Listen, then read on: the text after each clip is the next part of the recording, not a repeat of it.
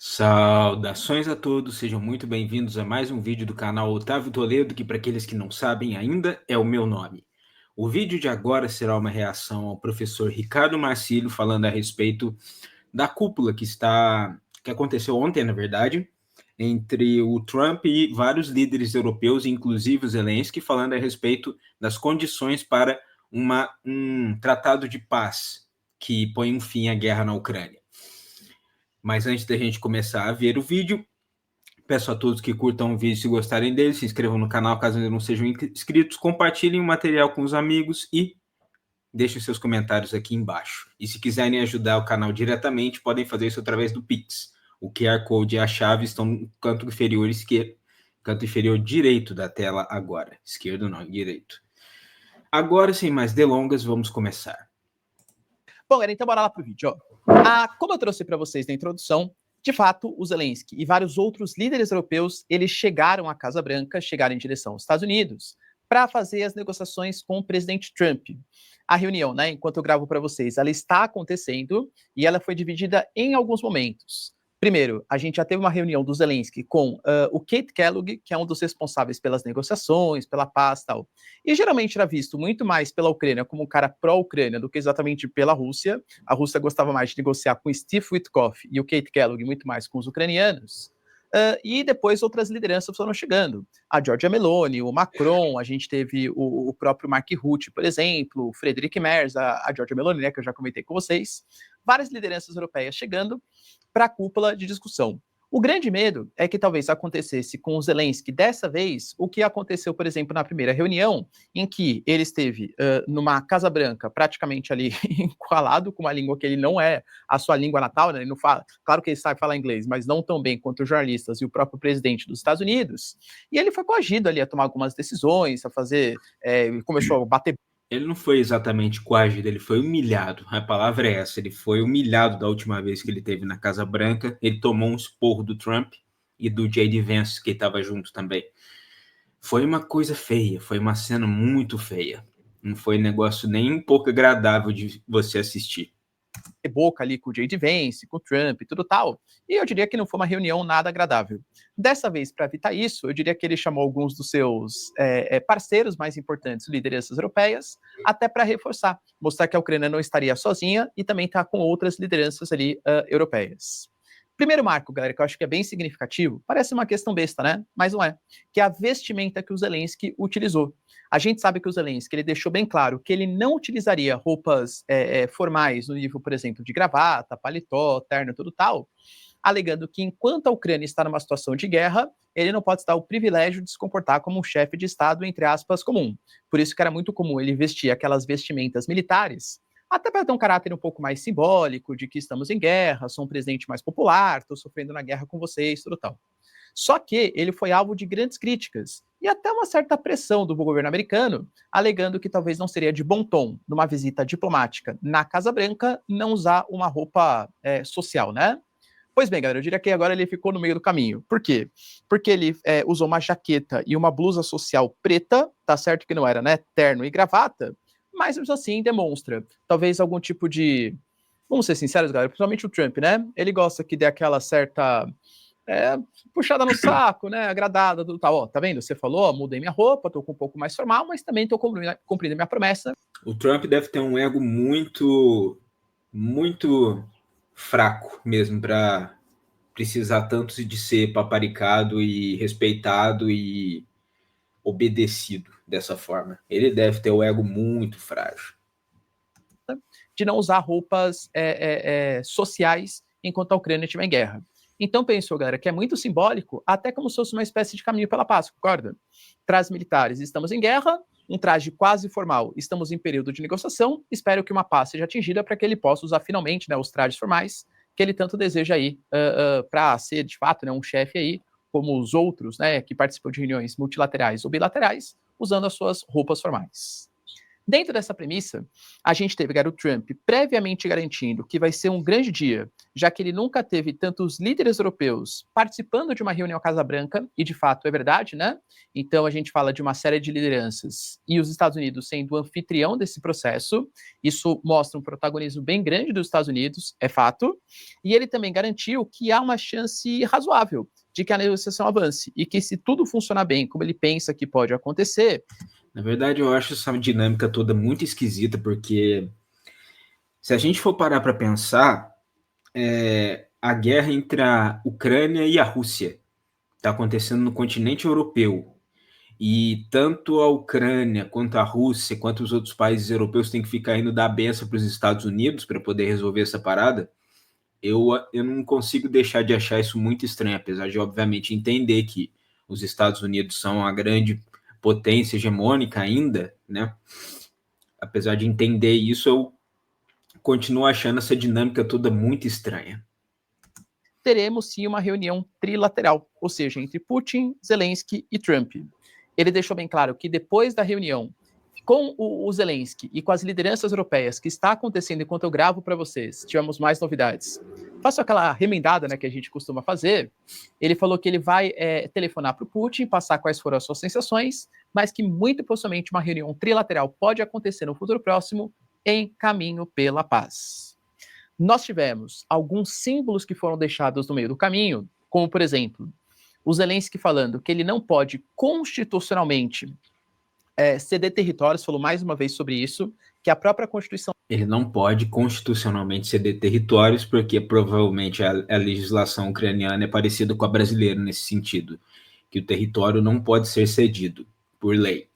Mas a gente sabe que não vai ter jeito. Ele não vai ter como não ceder terras, porque ele está numa posição de negociação muito precária para não fazer essa cessão de terras, que é o que o Putin espera. Da Ucrânia fala que tem que passar por um referendo, depois tem que ter aprovação do parlamento, que ele não é o ditador do país, então ele não pode ceder territórios. Mas o Trump, curtindo, por exemplo, posts que falavam em uma Ucrânia ceder territórios, falou que, por exemplo, no passado, a Crimeia foi conquistada e não foi culpa dele, porque o Obama deixou que isso acontecesse sem disparar nenhum tipo de tiro, e também falou que era uma coisa normal a Ucrânia não estar na OTAN. Ou seja, aparentemente é um ponto comum entre Putin e Trump, que a gente não pode... Pausar aqui um momentinho só para ler essa mensagem aí. Inclusive, dá para traduzir para quem não fala inglês, eu traduzo para vocês. O presidente Zelensky da Ucrânia pode acabar com a guerra com a Rússia quase imediatamente, se ele quiser, ou ele pode continuar a lutar. Lembre-se de como começou. Sem voltar ao Obama cedendo a Crimeia, 12 anos atrás, sem que um tiro fosse disparado, e não vamos... a Ucrânia não entrará na OTAN. Algumas coisas nunca mudam. Tem a entrada da Ucrânia para a OTAN e que também a Ucrânia vai ter que aceitar ceder a Crimeia. Ou talvez não ceder. A gente vai entender exatamente aqui como que vai ser essa concessão de terras, né? Dentre as declarações que eles tiveram, o Zelensky falou, por exemplo, que ele não aceita ceder territórios, justamente por conta disso, mas ele fala que aceita negociações na atual frente de batalha. Nossa, professor, mas não é a mesma coisa? Porque se ele aceita negociar territórios, significa que ele está cedendo territórios. Então, do ponto de vista jurídico, não é exatamente a mesma coisa. E o próprio Macron, ele pode ter dado uma dica importante para a gente. Ele falou, por exemplo, que não reconhecer que está sob soberania de outro Estado é o que a Ucrânia muito possivelmente vai fazer, mas ela pode reconhecer que perdeu o território. Vamos ser sinceros? Na prática, vai ser a mesma coisa. Ou seja, a Crimeia, por exemplo, não está sob soberania da Rússia. Mas a Ucrânia não vai admitir isso, mas vai aceitar que a Rússia hoje domina aqueles territórios. Muito possivelmente vai ficar um território sob suspeição. A gente pode colocar, por exemplo, até o território que está sob disputa. Vamos colocar, por exemplo, entre Venezuela e Guiana, por exemplo, o território de Essequibo. Engraçado, foi exatamente esse exemplo que vem em minha cabeça também. Que é um território que na prática pertence à Guiana, mas foi deliberado lá pelos tribunais da década de 60, que deveria ser um território a ser negociado. muito possivelmente igual. A Venezuela, por exemplo, não reconhece esse Essequibo como território da Guiana. Mas vamos ser sinceros, para quem que está esse Essequibo? Está com a Guiana. Ou seja, na prática, muito possivelmente é o que vai acontecer com alguns territórios. O próprio Trump, ele deixou ali, no próprio Salão Oval da Casa Branca, um mapa com as regiões que foram conquistadas e foram divulgadas fotos do Zelensky e do Trump discutindo ali os territórios. A reunião entre os dois, enquanto eu gravo para vocês, ela já aconteceu. O próprio Zelensky falou que aconteceu tudo bem, que foi tudo bem. E agora está rolando, enquanto eu estou gravando para vocês, a reunião com outras lideranças europeias. Muito possivelmente para discutir não mais a questão territorial, porque isso não são os líderes europeus que vão decidir, e sim o Zelensky. Alguma coisa já deve estar acordada. Se sair em tempo hábil, eu repasso para vocês. Mas para discutir uma outra parte do acordo super importante, que é uma parte que, inclusive, o Putin admitiu. Era uma coisa que ele não admitia anteriormente, que são as garantias de segurança para a Ucrânia. Só que essas garantias de segurança, mais uma vez, está sob negociações. Por quê? O próprio Steve Witkoff, por exemplo, falou que pode ser algo muito similar ao artigo 5º da Constituição da OTAN.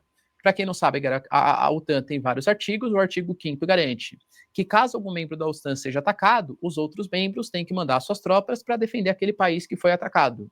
Muito possivelmente o acordo de defesa da Ucrânia deve ser algo mais ou menos em torno disso. Ou seja, a Ucrânia não vai fazer parte da OTAN, mas haverá garantias que caso a Ucrânia seja atacada, os Estados Unidos ou os líderes da OTAN, países europeus, farão uma ação militar contra o país que atacar, muito possivelmente, claro, né, os russos. O Trump até tinha falado da possibilidade de colocar tropas da OTAN, tal. A Rússia já falou que não, hein? A Rússia não admite. O Putin falou que reconhece as necessidades de garantia militar da OTAN, da Ucrânia, perdão, mas sem a presença de tropas da OTAN em território estrangeiro. E isso deu mas eu acho que essa coisa de oferecer garantias militares à Ucrânia, no caso de uma nova invasão, fica parecendo muito com se eles tivessem entrado na OTAN. Acaba sendo, na prática, um negócio muito parecido. E eu não sei se os russos vão aceitar isso, não.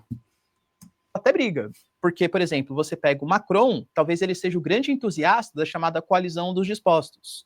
O Reino Unido, a Alemanha menos o Reino Unido também, o Keir Starmer voltou atrás. Mas o Macron ainda é um grande entusiasta de colocar tropas europeias em solo ucraniano. A Giorgia Meloni, que é a liderança da Itália, e que, aliás, né, galera, não gosta muito do Macron, tanto por questões políticas, geopolíticas, questões migratórias, Giorgia Meloni e Macron já protagonizaram uma série de embates aí entre os dois. A Giorgia Meloni foi clara. Ela deixou ali explícito, galera, que segundo seus pensamentos, a Rússia hoje tem 1,3 milhão de soldados. A Europa deve mandar quantos? E se um dos nossos soldados morrer? A gente vai ter que falar do artigo 5º da Constituição e atacar os russos? Vocês querem uma guerra nuclear? Palavras da própria Giorgia Meloni, que é uma liderança da Itália. Ou seja, aparentemente não há um tipo de acordo entre os próprios membros europeus como vai ser esse acordo de defesa. Falei, se esse acordo de defesa está causando controvérsia entre os próprios líderes da Europa, então, além de tudo, além dele ser controverso para a Rússia, ele está sendo controverso dentro da Europa, então acho difícil ele prosperar. Especulando, hein, galera? Depois me cobrem se é isso que acontecer. Muito possivelmente vai ter um acordo de defesa, ou seja, caso a Ucrânia seja atacada, os outros países prometem que vão defender a Ucrânia.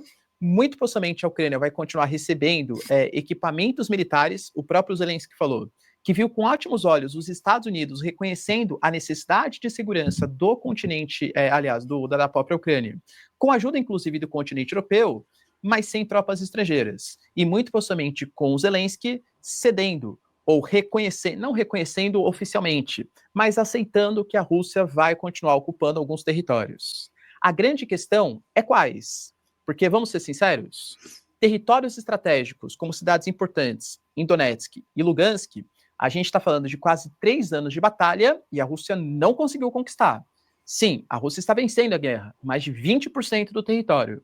Mas o objetivo total, que é o que o Putin aparentemente está pedindo, que é Lugansk e Donetsk, isso não foi conquistado por ele em 3 anos de batalha, e muito possivelmente não vai dentro de um futuro próximo. A Ucrânia vai aceitar ceder ou não reconhecer oficialmente, né, mas aceitar que a Rússia vai ocupar esses territórios tão facilmente assim? Penso eu que não. Então, existem alguns pontos ali de debate, mas muito possivelmente algum tipo de acordo deve ser anunciado, talvez ainda no dia de hoje. Prometo que eu faço um remendinho caso tenha algum tipo de atualização nova para vocês. Se os países estão tentando fazer algum tipo de acordo, por outro lado, temos algumas dificuldades, porque os ataques eles continuam. Por exemplo, a Ucrânia continua realizando ataques contra infraestruturas russas. Tivemos um ataque, por exemplo, contra um oleoduto, que inclusive conecta a Rússia à Hungria. A Hungria está pé da vida com isso. Mas isso aí é uma coisa meio natural, né? Os dois países estão em guerra, é óbvio que vai ter ataques. É óbvio que a Ucrânia vai tentar prejudicar a infraestrutura que possibilita o financiamento da máquina de guerra da Rússia. Então, essa acusação húngara aí é, assim, meio que previsível. Então, eu não sei qual que é o objetivo deles. Eles estão em denunciar isso aí, porque eles estão em guerra. É claro que eles vão se atacar, vão atacar a infraestrutura um do outro. Reclamando, alegando, né, que a Ucrânia, em meio às negociações, deveria tentar promover algum tipo de situação de paz e não atacar um gasoduto que abastece a Hungria, e lembrando que isso pode prejudicar até mesmo os próprios ucranianos. Porque quando a gente fala hoje da Ucrânia, é um país que precisa da importação de energia. E olha que paradoxo, né? Porque 40% da energia que a Ucrânia importa vem dos húngaros. Então, se a Hungria não consegue gerar energia porque o gasoduto, o oleoduto foi atacado, naturalmente gera-se menos energia, muito possivelmente vai exportar menos energia para os ucranianos. Podemos ter problemas aí, né, em relação à energia disposta para a Ucrânia. Além disso, a Maria Zakharova, que é a ministra ou uma das responsáveis, a porta-voz, né, das relações exteriores, deixou bem claro que isso só mostra como a Ucrânia não vai parar e precisa de um limite pelos europeus e pelos Estados Unidos, alegando que já fez atentados, por exemplo, utilizando combatentes na África, já fez atentados contra civis na Rússia, e aí colocando, claro, seus argumentos. Claro que, por outro lado, a Rússia hoje, em meio a uma negociação, disparou um míssil balístico, fora uma série de outros drones, em várias posições no solo ucraniano. Mas também, cara, não estou defendendo um dos lados, né? Mas não houve a promessa nem da Ucrânia que não atacaria a Rússia, nem da Rússia que não atacaria a Ucrânia. Esse é o meu ponto. Eles estão em guerra, então é normal que eles se ataquem mutuamente. E ataquem nos lugares onde dói mais. Porque, imagina, coloque-se na perspectiva da Ucrânia. O que você vai tentar fazer para minar o esforço de guerra da Rússia? Vai tentar atacar a sua infraestrutura que liga o país à União Europeia, principalmente. Porque é através por exemplo, desses oleodutos que eles exportam o seu petróleo que financia seu esforço de guerra. Então, a coisa mais natural para a Ucrânia é atacar essa infraestrutura. Ainda que, ok, os russos também estão fazendo muito mais negócios com a China e com a Índia, por exemplo, para compensar aquilo que eles não estão vendendo na União Europeia, mas ainda tem um certo fluxo comercial acontecendo entre a Rússia e a União Europeia, e é uma infraestrutura importante. Por isso, os ucranianos vão tentar miná-la. Caso seja estabelecido um acordo de paz e os ataques continuem, é claro que isso pode gerar algum tipo de discórdia um pouco maior. Além disso, cara, tivemos também notícias importantes sobre uma ligação entre Brasil e Rússia. Aliás, essa parte aí da ligação do Putin para o Lula eu vou deixar para um outro momento, talvez para um outro vídeo. Mas agora eu quero saber de vocês o que acharam tanto da fala do professor Ricardo Marcílio quanto dos meus comentários. Escrevam aqui abaixo nos comentários do vídeo. Também não se esqueçam de curtir, compartilhar e de se inscrever no canal. E se quiserem me ajudar diretamente a sustentar esse trabalho que eu tenho feito aqui no canal, podem fazer isso através do Pix. O QR Code e a chave estão no canto inferior direito da tela agora. Um grande abraço a todos, agradeço a todos por terem assistido e verei a todos novamente no próximo vídeo do canal. Valeu!